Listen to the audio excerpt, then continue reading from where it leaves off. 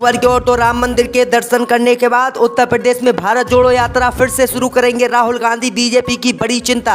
जी दोस्तों, आपको बता दें कि राहुल गांधी अयोध्या पहुंचकर राम मंदिर के दर्शन करने के बाद उत्तर प्रदेश में फिर से भारत जोड़ो यात्रा शुरू करने जा रहे हैं। दरअसल आपको बता दें कि राहुल गांधी के टीम के लोगों ने बीते ही दिनों अयोध्या राम मंदिर के बाबाओं से मुलाकात की थी और ये मुलाकात ऐसे वक्त में हुई थी जब राहुल गांधी लगातार मंदिर जा जाकर माथा टेक रहे हैं और प्रधानमंत्री मोदी की तरह ही एक सॉफ्ट हिंदू बनने हैं। इस बीच ये भी खबर सामने आई है कि राहुल गांधी जल्दी अयोध्या पहुंचकर राम मंदिर के दर्शन करेंगे और उसके बाद वो भारत जोड़ो यात्रा शुरू करेंगे। दरअसल आपको बता दें कि कांग्रेस पार्टी भारत जोड़ो यात्रा 2.0 शुरू करने की तैयारी कर रही है।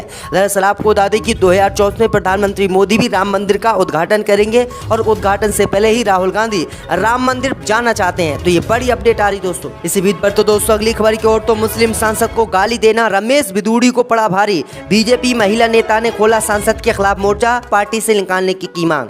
जहाँ दोस्तों आपको बता दें कि संसद में बीजेपी सांसद रमेश बिदूड़ी ने मुस्लिम सांसद दानिश अली पर गाली गलौज की थी। उनको आतंकवादी, उग्रवादी और मुल्ला शब्द से संबोधित किया था। इसी मामले को लेकर अब बीजेपी नेताओं ने रमेश बिदूड़ी के खिलाफ मोर्चा खोल दिया है और उन्हें पार्टी से निकालने की मांग कर दी है।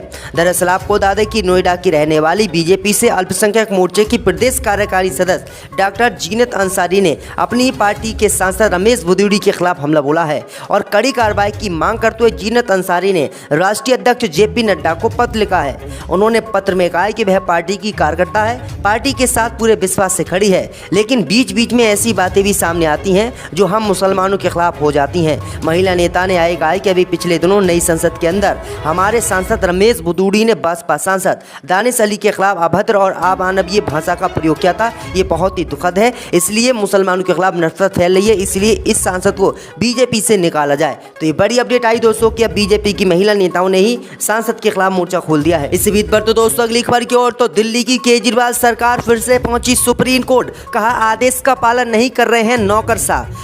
दोस्तों आपको बता दें कि दिल्ली की केजरीवाल सरकार ने यह कहते हुए एक बार फिर से सुप्रीम कोर्ट का रुख किया है कि वरिष्ठ नौकरशाह उनके आदेशों को नहीं सुनने हैं।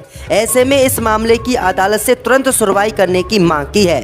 दिल्ली सरकार ने अपनी याचिका में कहा है कि वरिष्ठ नौकरशाह निर्वाचित सरकारों के आदेशों का पालन नहीं कर रहे हैं। वहीं आपको बता दें कि केजरीवाल सरकार ने राजधानी में वरिष्ठ अधिकारियों के तबादले और पोस्टिंग से संबंधित मामलों में उपराज्यपाल को सुप्रीम अधिकार देने वाले विवादित कानून के खिलाफ उसकी याचिका पर तत्काल सुनवाई करने की अपील की है।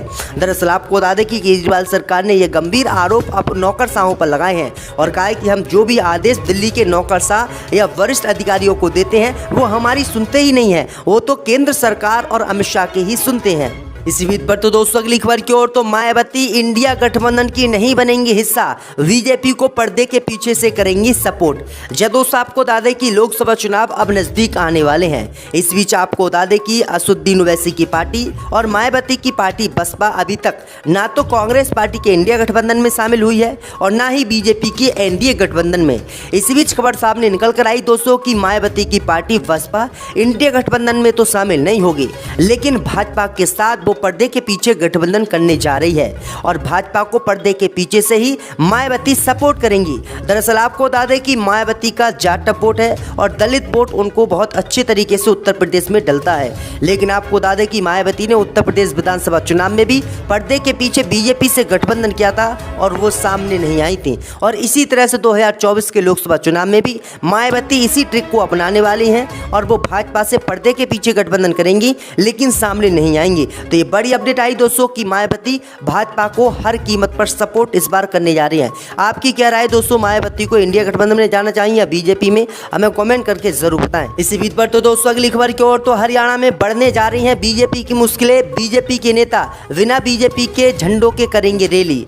जब दोस्तों आपको बता दें कि पूर्व केंद्रीय मंत्री चौधरी बीरेंद्र सिंह 2 अक्टूबर को हरियाणा के जिंद में भाजपा के झंडे या बैनर के बिना रैली करेंगे। पार्टी कार्यकर्ताओं को निर्देश दिए गए हैं कि वे रैली में भाजपा के ध्वज लेकर ना आए। उन्होंने कहा है कि मेरी रैली को मेरी आवाज़ सुनो नाम दिया गया है और आधिकारिक आयोजक वीरेंद्र सिंह के साथी ने किया है। दरअसल आपको बता दें कि उम्मीद ये भी जताई जा रही कि वो आज इसी दिन बीजेपी को छोड़ सकते हैं और वो कांग्रेस या अन्य किसी पार्टी में जा सकते हैं। दरअसल आपको बता दें कि बीजेपी की इसी मुसीबत को लेकर भीम आर्मी और किसान यूनियन ने उनको अपना समर्थन भी दिया है। यानी इससे साफ होता है कि चौधरी बीरेंद्र सिंह बीजेपी को 2 अक्टूबर को छोड़ सकते हैं या फिर वो नई पार्टी बनाएंगे या किसी अन्य पार्टी में शामिल हो सकते हैं। इसी बीच बढ़ते दोस्तों अगली खबर की ओर, तो इस्कॉन मंदिर पर आरोप लगाकर फंसी मेनका गांधी, ट्रस्ट ने भेजा 100 करोड़ रुपए का मानहानि नोटिस। जी दोस्तों, आपको बता दें कि भारतीय जनता पार्टी की सांसद मेनका गांधी ने कुछ दिन पहले ही इस्कॉन मंदिर पर गंभीर आरोप लगाए थे। इसके बाद इस्कॉन ने बयान जारी कर मेनका गांधी के आरोपों को निराधार बताया था। वहीं अब मेनका गांधी ने अपने बयानों के कारण मुश्किल में फंसते हुई नजर आ रही हैं।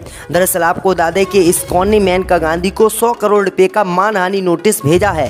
कोलकाता इस्कॉन ने बयान जारी करते हुए कहा है कि पूर्व केंद्रीय मंत्री मेनका गांधी के आरोपों से इस्कॉन के भक्त और समर्थक काफी दुखी हुए हैं। इस्कॉन ने मेनका गांधी के बयानों को अपमानजनक और दुर्भाग्य भावनापूर्ण बताया। इस्कॉन ने कहा है कि उनके खिलाफ भ्रामक प्रचार के लिए हम न्याय की लड़ाई लड़ेंगे। तो ये बड़ी अपडेट आ रही दोस्तों। इसी बीच बढ़ते दोस्तों अगली खबर की ओर, तो दिल्ली में कांग्रेस ने आम आदमी पार्टी को दिया बड़ा झटका, झाड़ू फेंक कांग्रेस पार्टी का थामा दामन। जब दोस्तों आपको बता दें कि इंडिया गठबंधन में शामिल 2 बड़े दल आम आदमी पार्टी और कांग्रेस के बीच सब कुछ सही नहीं चल रहा है। पंजाब में जहां कांग्रेस विधायक सुखपाल सिंह खेरा की गिरफ्तारी से दोनों दलों के बीच बवाल की वजह बनी हुई है, तो वहीं देश की राजधानी नई दिल्ली में कांग्रेस ने आपके 20 से ज्यादा नेताओं को अपने खेमे में शामिल कर अरविंद केजरीवाल को बड़ा झटका दिया है। कांग्रेस पार्टी के नेताओं ने दावा किया है कि आने वाले दिनों में और भी लोगों के कांग्रेस में शामिल होने की उम्मीद है। दिल्ली कांग्रेस ने एक बयान में कहा कि दिल्ली कांग्रेस के पूर्व सचिवों कुलदीप भाटी और योगेंद्र भाटी तथा पूर्व प्रखंड अध्यक्ष महेंद्र कुमार समेत 20 से अधिक लोग आम आदमी पार्टी छोड़कर वापस कांग्रेस में शामिल हो गए हैं। इसी बीच बढ़ते दोस्तों अगली खबर की ओर, तो यूपी पुलिस ने बीजेपी नेता के पति के ऊपर घोषित किया लाख रुपए का इनाम। आरोपी को पकड़ने के लिए बनाई 10 टीमें, तो बीजेपी कार्यकर्ताओं ने किया विरोध। जब दोस्तों आपको बता दें कि उत्तर प्रदेश के कानपुर में मेडिकल स्टोर संचालक के साथ मारपीट मामले में भाजपा पार्षद के पति अंकित शुक्ला के खिलाफ मामला उत्तर प्रदेश पुलिस ने दर्ज कर लिया है। भाजपा पार्षद के पति और उसके सहयोगियों की गिरफ्तारी के लिए नगद इनाम दिए जाने से नाराज भाजपा कार्यकर्ताओं ने यहां शहर पुलिस आयुक्त कार्यालय के बाहर विरोध प्रदर्शन किया है। दरअसल आपको बता दें कि पार्षद पति अंकित शुक्ला और उनके साथियों पर दवा व्यापारी अमोलदीप सिंह पर जानलेवा हमला करने का आरोप है। अधिकारियों ने गुरुवार को कहा है कि इस मामले में एक भाजपा पार्षद के पति और उसके सहयोगियों की गिरफ्तारी के लिए